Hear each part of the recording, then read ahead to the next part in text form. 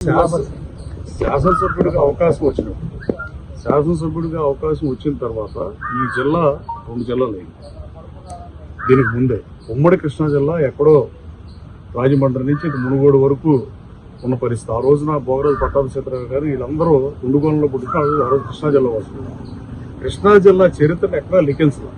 కృష్ణా జిల్లాలో దేశంలో 2 మున్సిపాలిటీలు ఉంటే 600 సంవత్సరాల నుండి దేశం ఏర్పడుతుంది. 2 భీమునిపట్నం, మచిలీపట్నం. ఈ మచిలీపట్నం ఉంటుంది. అలాగే పోర్చుగీస్ వాళ్ళు వచ్చినా, డచ్ వాళ్ళు వచ్చినా, బ్రిటిష్ వాళ్ళు వచ్చినా ఇక్కడి నుంచి వచ్చారు.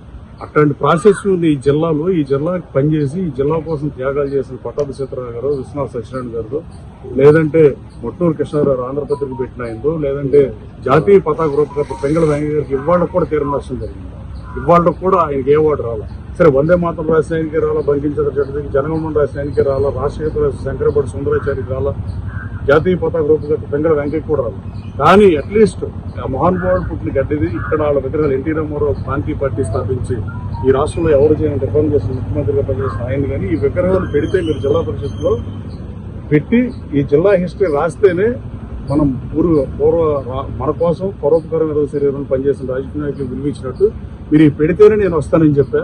కానీ దురదృష్టవశాత్తు గొడవలు పెట్టడం. మొన్నే జడ్పీసీఓ ముఖ్యమంత్రి గారు మా గన్నవరం ప్రోగ్రాంకి వచ్చిన రోజున పెడతాకు ఒప్పుకున్నాం అని చెప్పారు. జిల్లా పరిషత్ చైర్పర్సన్ కూడా ఒప్పుకుంటే డెఫినెట్ గా జిల్లా పరిషత్ వస్తా. నేను అన్నదాని మీద నేను నిలబడాలి కదా. అవి పెట్టకపోతే నేను జిల్లా పరిషత్ బాయ్కట్ చేస్తాను. అందుకే బాయ్కట్ చేస్తాను. అంటే అన్నిసార్లు రాజకీయాలు కాదు. వాళ్ళు ఏమి తెలుగుదేశం పార్టీ వాళ్ళు కాదు నేను అడిగేవాళ్ళు. కొన్ని వాళ్ళు ఏమి నా క్యాస్ట్ కాదు. వాళ్ళు ఈ సొసైటీ కోసం వాళ్ళ ఆస్తులు దారిపోసారు. ఆఖరికి వాళ్ళ జీవితాలు దారిపోసారు. అట్లాంటి మహానుభావులు విగ్రహాలు పెట్టాలని అనుకుంటాం. నేను సభ్య అనుకుంటున్నా. పెట్టకపోవటం నా చేతులు జిల్లా పరిషత్ చైర్పర్సన్, జిల్లా పరిషత్లో మొత్తం వైసీపీ బలం ఉంది కాబట్టి వాళ్ళు ప్రతిదానికి అడ్డం పెడితే వాళ్ళే నష్టపోతారు ప్రజలు.